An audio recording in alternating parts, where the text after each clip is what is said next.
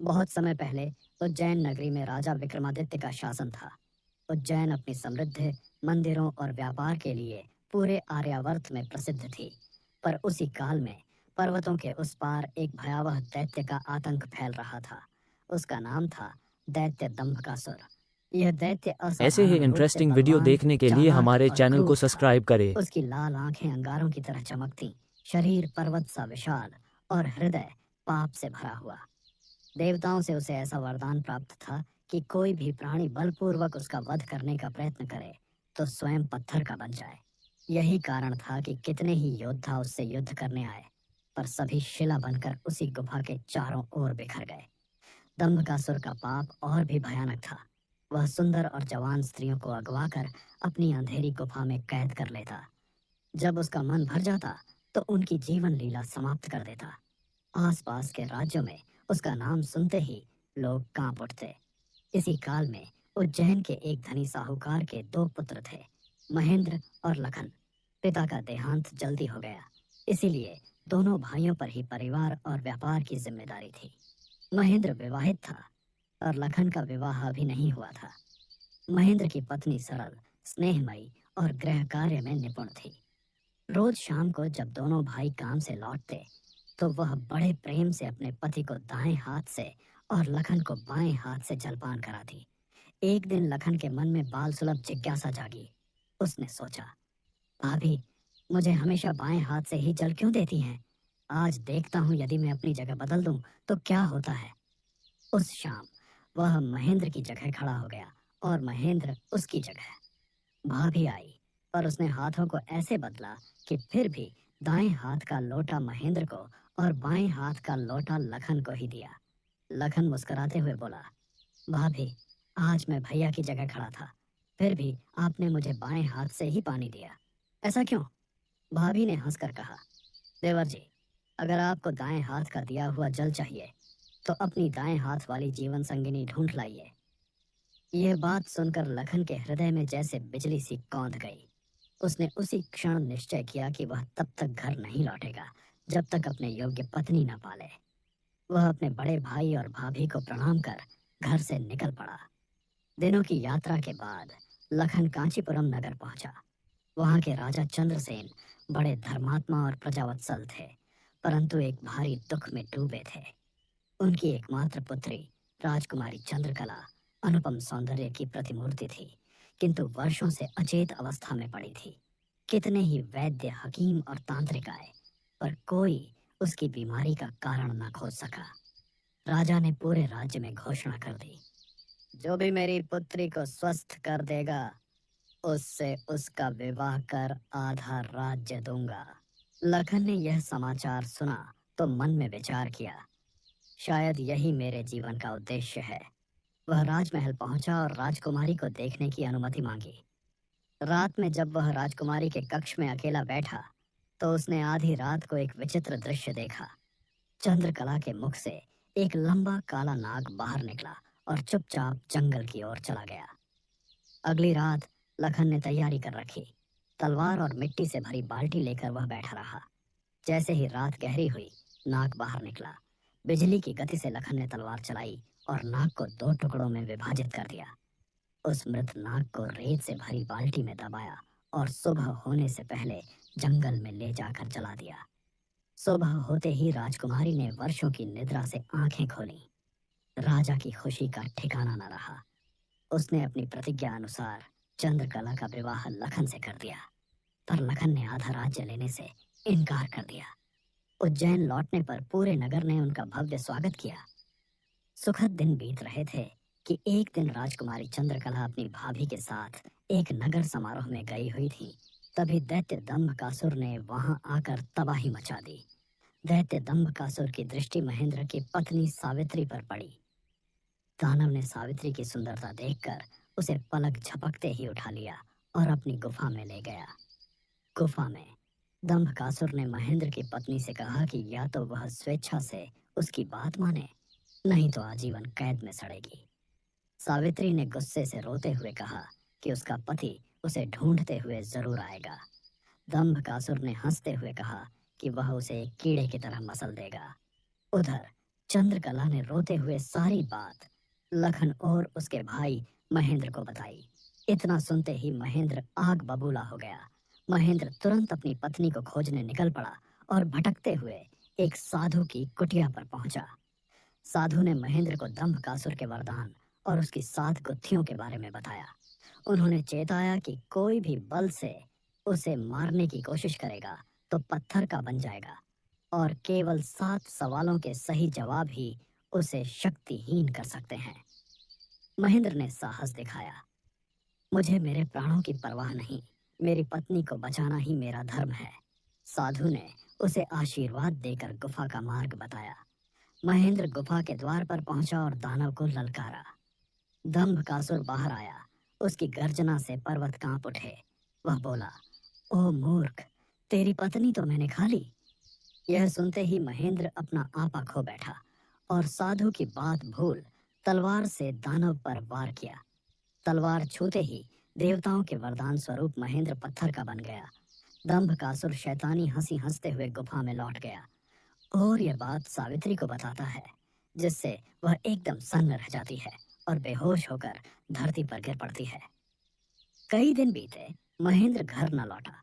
उसका छोटा भाई लखन उसे ढूंढता हुआ उसी साधु के पास पहुंचा। साधु ने लखन को महेंद्र के दंभकासुर से लड़ने और पत्थर का बन जाने का सारा वृत्तांत सुनाया। यह सुनकर महेंद्र को गहरा आघात लगा। होश में आकर उसने साधु से पूछा कि उसके भाई को वापस मानव रूप में लाने का क्या उपाय है। साधु ने कहा कि एकमात्र उपाय यही है कि कोई दंभकासुर के सभी 7 सवालों का सही जवाब देकर उसे पराजित करे। तब न केवल उसका भाई महेंद्र, बल्कि दानव द्वारा शापित सभी लोग अपने वास्तविक रूप में लौट आएंगे। लखन ने खुद जाकर दैत्य का सामना करने का निश्चय किया।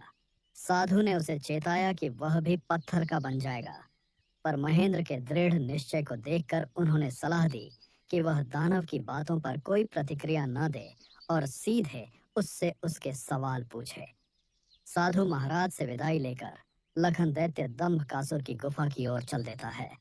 कठिन यात्रा करने के पश्चात लखन उस भयानक गुफा के द्वार पर पहुंच जाता है। उसने गरज कर दैत्य को ललकारा, ओ दंभकासुर, बाहर आ और मेरा सामना कर। पूछ अपने 7 सवाल, मैं तेरी 7 गुत्थियां सुलझाने आया हूँ। लखन की ललकार सुन दंभकासुर अपनी गुफा से हंसता हुआ बाहर आया। उसने लखन को ध्यान से देखा, जो अपने भाई महेंद्र से काफी मिलता जुलता था। दानव ने घिनौनी हंसी हंसते हुए पूछा, ओह, तो तू उस मूर्ख का छोटा भाई है। तू भी उसी साधु के पास गया था ना? तुझे क्या लगता है तू मुझे हरा देगा? दैत्य ने चाल चली। उसने वही झूठ दोहराया कि तेरा भाई मर गया, तेरी भाभी को खा गया। पास ही रखे महेंद्र के पत्थर के शरीर की ओर इशारा किया और कहा, देख, यह है तेरे भाई का हश्र। महेंद्र के पत्थर बने शरीर को देखकर लखन का कलेजा मुंह को आ गया। उसके मन में अपने भाई के लिए अपार दुख और दानव के लिए भयंकर क्रोध उमड़ा, पर उसे साधु की चेतावनी याद थी। उसकी बातों पर कोई भी प्रतिक्रिया दिए बिना सीधे उससे बस उसके सवाल पूछना। लखन ने अपने होंठ भींचे, आंखों में आए आंसुओं को दबाया और दृढ़ता से बिना एक शब्द बोले सीधे दैत्य की तरफ हाथ फैलाकर सवाल पूछने का इशारा किया। दैत्य दंभकासुर लखन की यह प्रतिक्रिया देखकर हैरान रह गया। महेंद्र ने तो एक झूठ पर ही आवेश में आकर वार कर दिया था, पर यह तो अपने भाई को पत्थर में देखकर भी शांत था। दानव समझ गया कि यह व्यक्ति असाधारण बुद्धि वाला है और इसे सिर्फ बातों से विचलित नहीं किया जा सकता। अब उसे अपनी शक्तियों को बचाने के लिए सवालों की गुत्थियों को शुरू करना ही होगा। उसने एक गहरी सांस ली और अपनी पहली गुत्थी लखन के सामने रखी।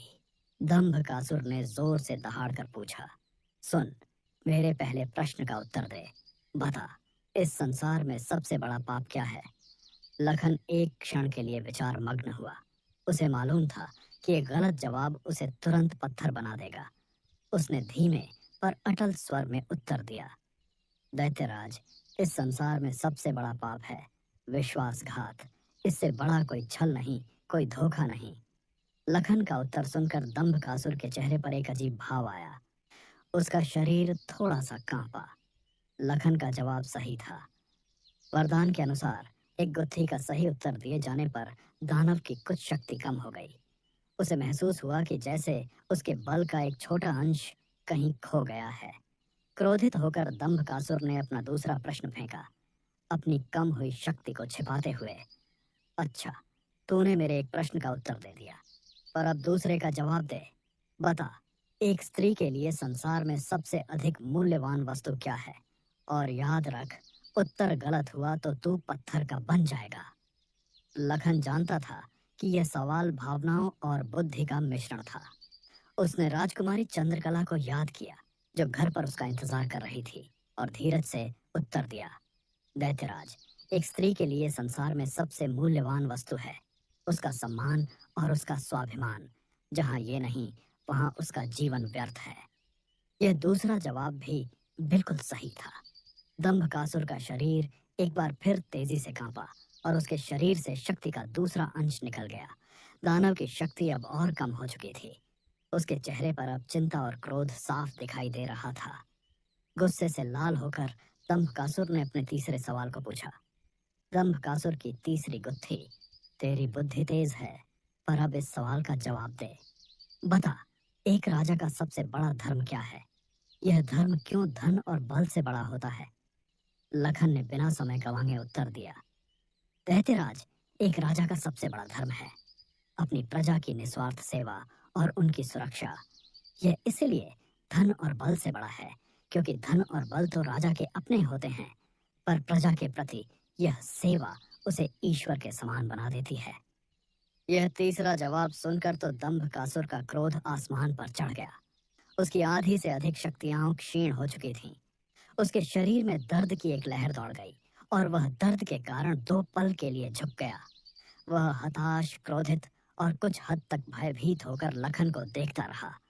वह समझ गया था कि यह आदमी उसके वरदान को तोड़कर उसे हराने आया है।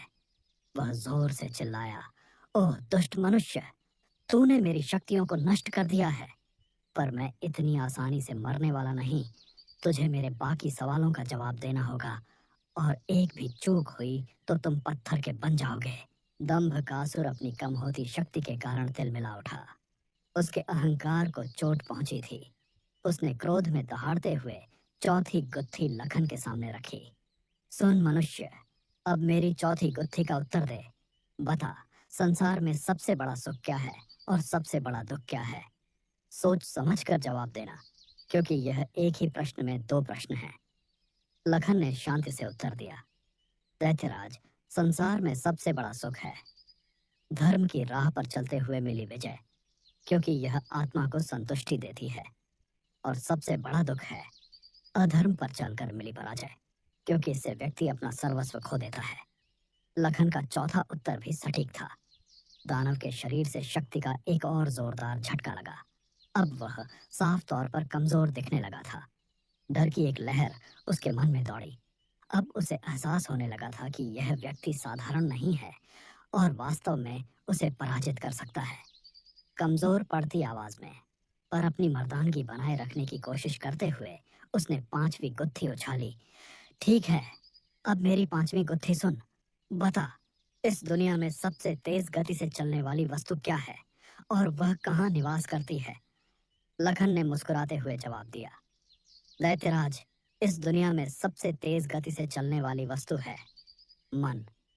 यह एक पल में स्वर्ग से पाताल और अतीत से भविष्य तक की यात्रा कर सकता है, और यह हर प्राणी के हृदय में निवास करता है। 5वीं गुत्थी का सही उत्तर। इस बार दंभकासुर का शरीर जोर से कांपा और वह दर्द से चीख पड़ा। उसकी शक्ति का अधिकांश भाग नष्ट हो चुका था। वह अब पहले जैसा विशाल और भयानक नहीं दिख रहा था। उसके चेहरे पर साफ साफ थकान और भय दिखाई दे रहा था। शक्तिहीन होता देख दंभकासुर अब जीवन और मृत्यु के बीच फंस चुका था। उसे पता था कि अगले 2 सवालों के सही जवाब उसकी जीवन लीला समाप्त कर देंगे। वह गुस्से से कांपते हुए किसी तरह अपने आप को संभाल कर खड़ा हुआ। उसने अंतिम 2 गुत्थियां एक साथ पूछने का निर्णय लिया। शायद इससे लखन भ्रमित हो जाए। ओ बुद्धिमान मनुष्य, तू मेरी सारी शक्तियां छीन रहा है, पर अब मेरी अंतिम दो गुत्थियां सुन। छठी गुत्थी, ऐसी कौन सी वस्तु है जो मनुष्य के पैदा होने से पहले भी उसके साथ होती है और मृत्यु के बाद भी उसका साथ नहीं छोड़ती? और सातवीं और अंतिम गुत्थी, किस कारण से व्यक्ति बल होने पर भी पराजित हो जाता है? यह सचमुच एक कठिन चुनौती थी। लखन ने गहरी सांस ली, अपनी सारी एकाग्रता जुटाई और अंतिम निर्णय लिए। उसने छठी गुत्थी का जवाब दिया। दैत्यराज, वह वस्तु है कर्म। हर प्राणी अपने पूर्व जन्मों के कर्मों के साथ ही जन्म लेता है और यह कर्म ही उसकी मृत्यु के बाद भी उसकी यात्रा को निर्धारित करते हैं। लखन का यह जवाब सुनते ही दंभकासुर के शरीर से बची हुई शक्ति का अंतिम बड़ा अंश भी बाहर निकल गया। उसका विशाल शरीर सिकुड़ गया और वह एक साधारण थके हुए राक्षस जैसा दिखने लगा। अब वह बल से पूरी तरह विहीन हो चुका था। लखन ने देखा कि दंभकासुर पूरी तरह शक्तिहीन हो चुका है, पर वह अभी भी अपने पैरों पर खड़ा था। फिर लखन ने सातवीं और अंतिम गुत्थी का जवाब दिया। दैत्यराज, व्यक्ति बल होने पर भी इसलिए पराजित हो जाता है क्योंकि वह अहंकार और क्रोध में आकर अपनी बुद्धि को खो बैठता है। तुमने मेरे भाई को अपने झूठ से क्रोधातुर किया और उसने अपनी बुद्धि खो दी, जिससे वह पराजित होकर पत्थर का बन गया। यही तेरी पराजय का कारण है। लखन का सातवां जवाब दैत्य के हृदय में बाण की तरह लगा। उसकी आंखें फैल गईं। अंतिम गुत्थी का सही जवाब मिलते ही देवताओं का सारा वरदान क्षण भर में पूरी तरह निष्क्रिय हो गया। दंभकासुर अब एक साधारण, शक्तिहीन और घायल प्राणी बन चुका था। उसकी आंखों में अब केवल मृत्यु का भय था। ऐसे ही इंटरेस्टिंग वीडियो दंभकासुर देखने के लिए पूरी हमारे तरह चैनल कमजोर को हो चुका सब्सक्राइब था। करें। वह जानता था कि अब उसका अंत निश्चित है। भय से कांपते हुए उसने लखन से विनती करनी चाहिए, ऐसे ही लेकिन लखन को इंटरेस्टिंग पता वीडियो था देखने कि के लिए ऐसे हमारे दुष्ट चैनल को को एक भी सब्सक्राइब पल करें। की मोहलत नहीं देनी चाहिए। यह वही क्षण था जिसका उसे इंतजार था। अदम्य क्रोध और प्रतिशोध की भावना से भरकर लखन ने अपनी धारदार तलवार निकाली। बिना एक पल का विलंब किए उसने पूरी शक्ति से दैत्य दंभकासुर पर अंतिम वार किया। पलक झपकते ही दंभकासुर का विशाल शरीर जमीन पर गिर पड़ा। वह दुष्ट दैत्य जिसने उज्जैन और अन्य राज्यों में आतंक मचाया था, जिसने अनगिनत स्त्रियों को दुख दिया और शूरवीरों को पत्थर का बना दिया, उसका अंत हो चुका था। जैसे ही दानव का शरीर धरती पर गिरा, एक चमत्कार हुआ। गुफा के बाहर और आसपास के जंगलों में दंभकासुर द्वारा श्रापित होकर पत्थर बने हुए सभी लोग, शूरवीर, सैनिक और लखन का बड़ा भाई महेंद्र, सभी अपने वास्तविक मानव रूप में लौट आए। महेंद्र ने आंखें खोली। वह यह देखकर हैरान था कि वह पत्थर के रूप में नहीं बल्कि जीवित खड़ा है। उसने पलटकर देखा तो सामने उसका छोटा भाई लखन तलवार लिए खड़ा था। महेंद्र ने तुरंत आगे बढ़कर अपने छोटे भाई को गले लगा लिया। दोनों भाइयों की आंखों में खुशी के आंसू थे। लखन ने महेंद्र को सारा वृत्तांत सुनाया। इसके बाद दोनों भाई तुरंत गुफा के अंदर गए। उन्होंने देखा कि सावित्री वहां भयभीत और बेजान बैठी है। महेंद्र ने आवाज दी, सावित्री, हम आ गए हैं, तुम अब सुरक्षित हो। सावित्री ने ऊपर देखा और अपने पति महेंद्र को सामने पाकर कहोशी से चीख उठी। वह भागी और अपने पति के गले लग गई। रो रो कर उसका दिल भर आया। लखन और महेंद्र सावित्री के साथ गुफा से बाहर निकले। बाहर उन्हें पत्थर के श्राप से मुक्त हुए अनेक लोग मिले। सभी ने लखन को नतमस्तक होकर धन्यवाद दिया। तीनों खुशी खुशी उज्जैन नगरी की ओर लौटे। उज्जैन पहुंचते ही लखन की माता ने उन्हें गले लगा लिया। घर परिवार में खुशी और आनंद का माहौल छा गया। लखन अपनी पत्नी चंद्रकला के साथ आनंद पूर्वक रहने लगा। लखन ने अपनी बुद्धिमत्ता और साहस से न केवल अपने भाई के प्राण बचाए, बल्कि पूरे राज्य को दैत्य के आतंक से मुक्त कर दिया। राजा विक्रमादित्य को जब दैत्य दंभकासुर के वध और लखन की असाधारण बुद्धिमत्ता का पता चला तो वह अत्यंत प्रसन्न हुए। विक्रमादित्य ने तुरंत महेंद्र और लखन को राजसभा में बुलवाया। राजसभा में अपार भीड़ थी। महेंद्र के प्रवेश करते ही राजा स्वयं सिंहासन से उठकर उसका स्वागत करने के लिए आगे बढ़े। राजा विक्रमादित्य ने लखन को गले लगाया और कहा, हे लखन, तुमने केवल अपने भाई को नहीं बचाया बल्कि अपनी बुद्धि और साहस से उस दैत्य का अंत कर दिया जिससे सारा संसार भयभीत था।